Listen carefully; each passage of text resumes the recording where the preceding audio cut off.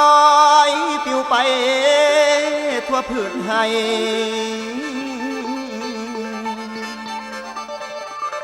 โอ้ยจำได้บ่น้อขวัญใจสาวเมืองเหนือให้ดอกฝ่ายยังจำได้แน่บ่น้อละให้มันก็สาลีน้องคงงามดีได้ขายส่งละส่วนทั่วดินใบพวมปงหลงหัวมากแล้วบ่น้องอยากส่วนตมแอวอยู่สวนเดน้องคนงาม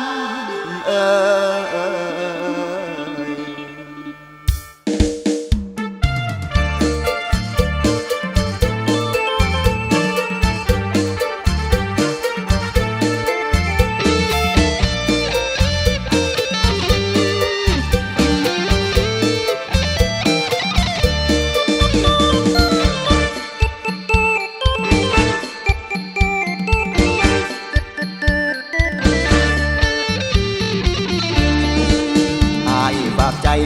100%ส่งมาผ่านภูผาป่าดงเหวสัน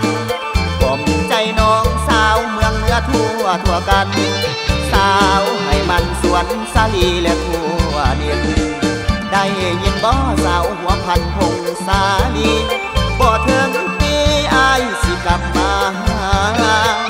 สาวบ่แก้วดมใสหลวงนางทาอายสิมาเจียสาลีสวยนา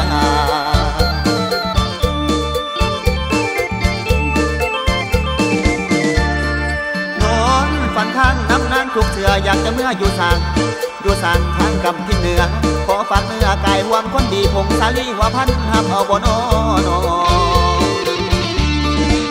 งามแค่น้องผู้สาวบ่แก้ว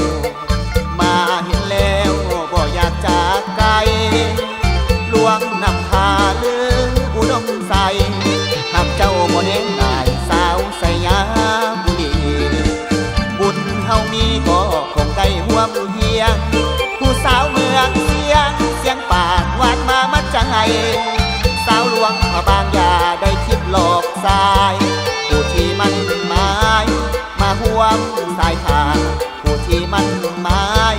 มาห่วมสายทางแต่ส่วนแต่มันก็หัวเหยื่อน้องกะจีมาสู่เมื่อแสงตะเว้นละผู้แอวส้นยอดสู่ไปหาอาบน้ำลิ้นโอ้ยสั่งมามวนแท้เด้สายน้ำลิ้นจากผู้พาใสสะอาดธรรมชาติสุ่มเย็นตลอดปีนำใจน้องสาวเมืองเหนือก็แสนดีเรือพองสีขาวละมุนแก้มเป็นเธอไอ้ขอส่งเจอมาแอวไว้กับสาวเมือง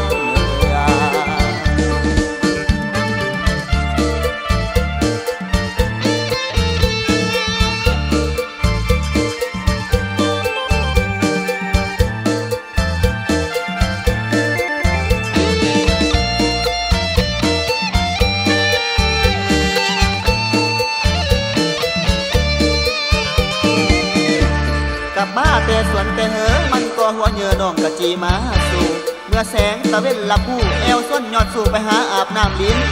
โอ้ยสั่งมามวนแท้เด้สายน้ำลิ้นจากผู้พาใสสะอาดธรรมชาติสุ่มเย็นตลอดปีนำใจน้องสาวเมืองเหนือก็แสนดีเรือพองสีขาวละมุนแก้มเป็นเธอไอ้ขอส่งเจอมาแอวไว้กับสาว